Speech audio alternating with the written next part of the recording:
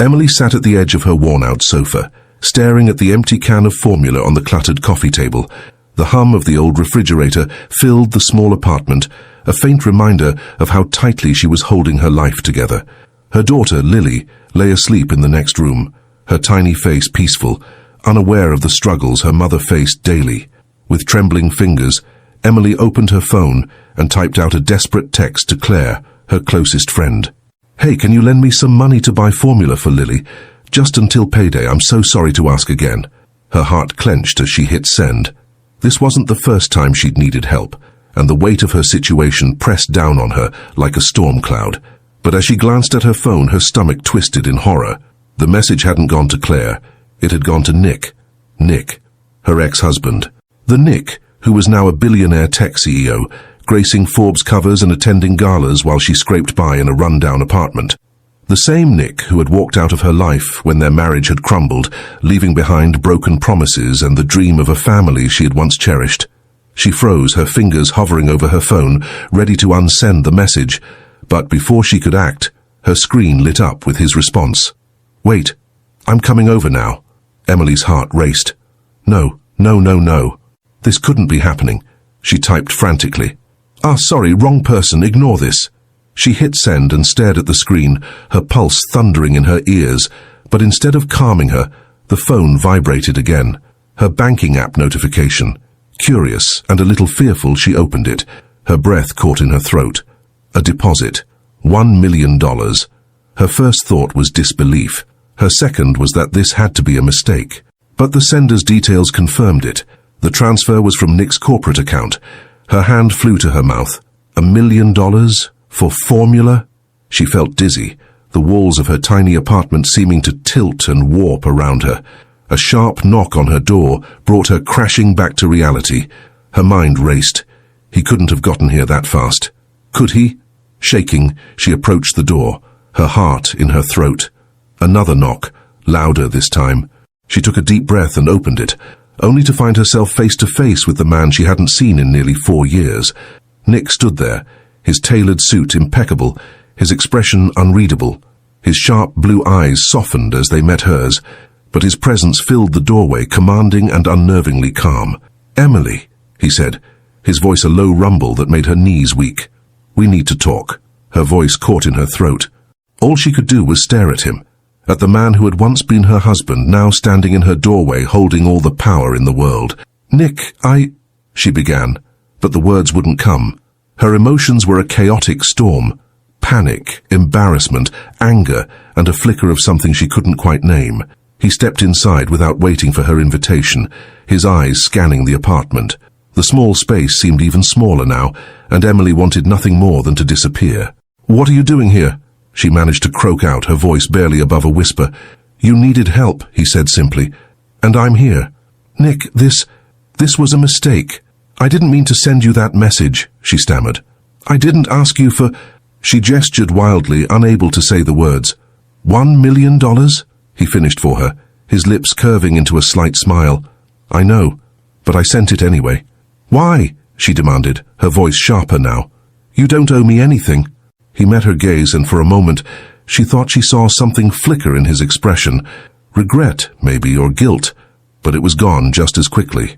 "Because I can," he said, as if it were the most natural thing in the world. Her hands clenched into fists. "Nick, I don't need your charity, Emily," he interrupted, his tone firm but not unkind. "You have a daughter to take care of. Our daughter." His words hit her like a thunderclap. Our daughter. She hadn't expected him to say that. He had always been distant, detached, and now here he was, claiming a stake in a life he had walked away from. "Lily is my responsibility," she said, her voice trembling. "Not yours." Nick's expression darkened. "She's mine too, and I'm not walking away this time." Emily's breath caught. This time, what did he mean by that? Before she could respond, another notification buzzed on her phone. She glanced down, and her blood ran cold. It wasn't just $1 million. It was a list of transfers, one after another in rapid succession, totaling $5 million. She looked up at him, her voice barely a whisper. "What are you doing, Nick?" "I'm fixing things," he said, his tone resolute. "Starting now." But as he said those words, Emily couldn't shake the feeling that his sudden generosity wasn't just about Lily, or her. There was something else driving him, something he wasn't telling her, and she wasn't sure she wanted to find out. Emily sat frozen, her fingers trembling as they hovered over her phone. The string of bank notifications stared back at her, taunting her with numbers too large to comprehend. $5 million. Each transfer bore Nick's name as the sender, and each one felt like a weight sinking her deeper into unknown waters. Nick leaned against the edge of her tiny kitchen counter, watching her reaction. He seemed eerily calm, as though this were an everyday occurrence. His blue eyes, always sharp and calculating, now bore into her with an intensity that made her want to shrink away. "Emily," he began, his voice breaking the silence, "you don't have to look at me like I've just handed you a bomb." She snapped her head up, her expression a mix of disbelief and fury. "That's exactly what this is, Nick. A bomb. Do you have any idea what this looks like? I can't accept this." "You already have," he said, his tone cool but firm. "The money is in your account." "It's done." Emily shot to her feet, pacing the small living room. "This isn't about the money. You can't just show up after all these years, throw millions at me and expect everything to magically— What? Fix itself?" He straightened, his demeanor shifting as he closed the gap between them. "I don't expect anything, Emily, but I'm not going to stand by and watch you struggle, especially not when it affects Lily." At the mention of her daughter, Emily stopped pacing, her chest tightening. "Don't bring her into this. You don't get to waltz back into our lives and pretend to care. You left Nick, you left us." For the first time, Nick's confident facade cracked, his jaw tightened, and he exhaled slowly, as if grappling with something heavy. "I didn't leave because I didn't care," he said, his voice quieter now. "I left because I thought it was the only way to give you a chance to be happy." Emily stared at him, stunned. "Happy? You think abandoning your family was the answer? You don't get to rewrite history, Nick." His gaze dropped to the floor for a moment, before meeting hers again. "You're right," he admitted. "I made mistakes, but I'm here now, and I'm trying to make it right." She wanted to scream at him, to tell him that no amount of money could undo the hurt he'd caused. But before she could speak, a soft cry came from the next room. "Lily." Emily's instincts kicked in. She brushed past Nick without another word and disappeared into the bedroom. Her daughter's tiny form stirred under the covers, her cheeks flushed from sleep. Emily knelt by the bed, smoothing Lily's hair as the little girl blinked up at her with bleary eyes. "Mommy?" Lily murmured, her voice groggy. "It's okay, sweetheart," Emily whispered. "Go back to sleep." As Lily's eyes fluttered shut, Emily felt a wave of guilt crash over her. For all her anger and pride, the truth was undeniable. She did need help, but accepting it from Nick felt like opening a door she had fought so hard to keep shut. When she returned to the living room, Nick was still there, his hands in his pockets, watching her with an unreadable expression. For a moment they simply stared at each other, the weight of unspoken words hanging heavy in the air. Finally, Emily broke the silence. "What do you want, Nick, really?" He hesitated, his jaw tightening again. "I want to be part of Lily's life," he said, his voice steady but laced with emotion. "And yours, if you'll let me." Her heart twisted at his words. It was the kind of thing she had once dreamed of hearing from him, but now it felt like a dangerous proposition. "You don't get to decide that," she said softly. "You can't just throw money at us and expect forgiveness." Nick's expression hardened slightly. "This isn't about forgiveness. It's about responsibility. I've made more money than I know what to do with, Emily, but it means nothing if I can't use it to take care of the people I love." The word love hung in the air like a fragile thread. Emily wanted to believe him, but the wounds he had left behind were still raw. "I don't need you to take care of me," she said firmly. "I've been doing that just fine on my own." "Have you?" he asked, his voice gentle but pointed. "Because that message you sent me says otherwise." Her cheeks flushed with anger and shame. "That was a mistake. I meant to send it to Claire."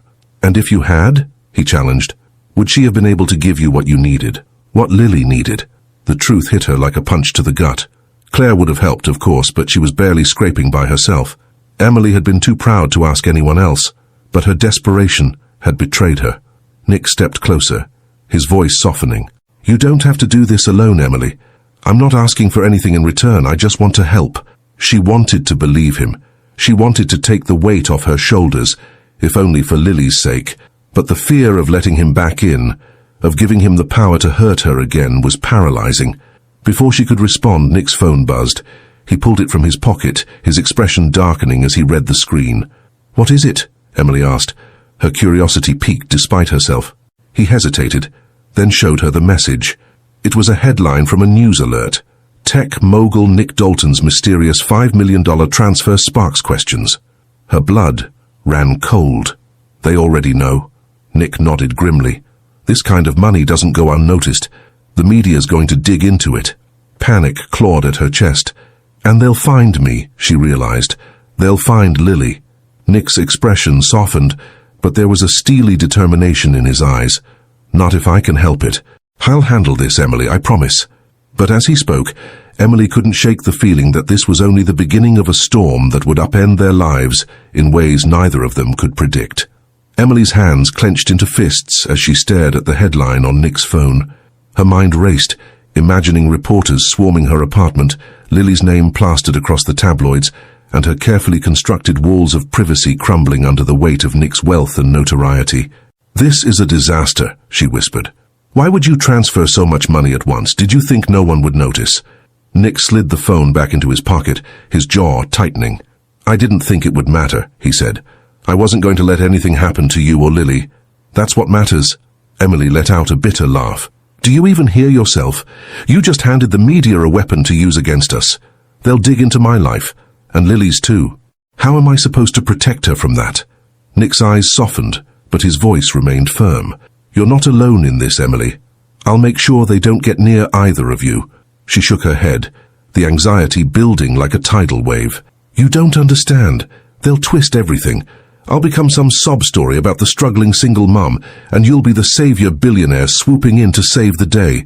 Is that what you want?" Nick flinched at her words, but before he could respond, her phone buzzed. She snatched it off the table, expecting another news alert or, worse, a message from someone who had already seen the headline. Instead, it was Claire. "Emily, are you okay? Did you see the news? Call me." Emily's stomach dropped. The story was already spreading. She took a shaky breath and turned to Nick. "I need you to leave." His brows furrowed. "What? You've done enough damage," she said, her voice trembling. "I need to figure out how to fix this." "Emily, don't do this," Nick pleaded, stepping closer. "I can help. Let me help." Her eyes burned with unshed tears as she looked up at him. "You don't get it, Nick. Every time you try to help, it just makes things worse. Please, just go." Nick hesitated, his expression conflicted. For a moment she thought he might argue, but then he gave a curt nod. "Fine, I'll go. But this isn't over." With that, he turned and walked out, leaving Emily alone in the suffocating silence of her apartment. The next morning, Emily woke to the sound of her phone buzzing incessantly. She groaned, rubbing the sleep from her eyes, and reached for the device. The screen was flooded with notifications, texts, missed calls, and emails. Her heart sank as she opened her inbox. The media frenzy had begun. One email stood out among the others, its subject line reading, "Exclusive interview request, your side of the story." Emily's stomach churned as she skimmed the message, which promised a generous payment in exchange for her insights into her past with Nick. Her thoughts were interrupted by another buzz, a text from an unknown number. "I'm outside. We need to talk." Emily's breath hitched. She peered through the curtain and spotted a black SUV parked at the curb. Her pulse quickened as the driver's door opened and Nick stepped out, his phone in hand. She swung the door open before he could knock. "I told you to leave me alone," she said, her voice sharp. Nick met her gaze, his expression calm but determined.